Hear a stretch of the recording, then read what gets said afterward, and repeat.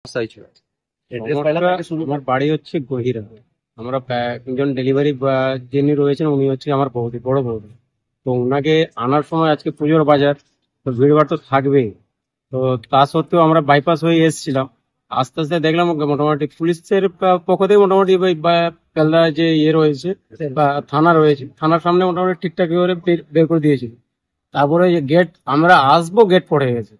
Request করলাম, তো রিকোয়েস্টে শুনেনি, কেননা এক্সপ্রেস গাড়ি রয়েছে।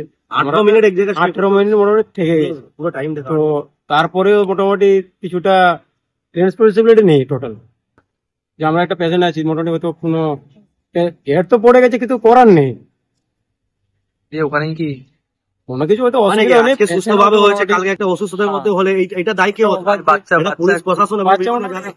মানে এত ক্রিটিক্যাল কন্ডিশন, হাফটা হয়ে থেকে গেছে, ধরে রাখতে হয়েছে। সেই মুহূর্তে মোটামুটি আমরা এখানে নিয়ে পৌঁছি। তা সত্ত্বেও এখানে যে পৌঁছার পরেও একজন নার্স ম্যাডামকে ডাকছি, মোটামুটি বেরোনোর কোনো নিয়ম নেই। আমাকে এক্ষুনি বললো ডেকেছি, নিয়ম নেই। এখন কেমন আছে বাচ্চা? এখন মোটামুটি সুস্থ আছে, মোটামুটি উপরে তো তুলেছি, পেটে দেবে একটু। কি নাম আপনার? আমার নাম আতারুদ্দিন শাহ। যার বাচ্চা আছে তার নাম কি? মনোয়ারা বিবি।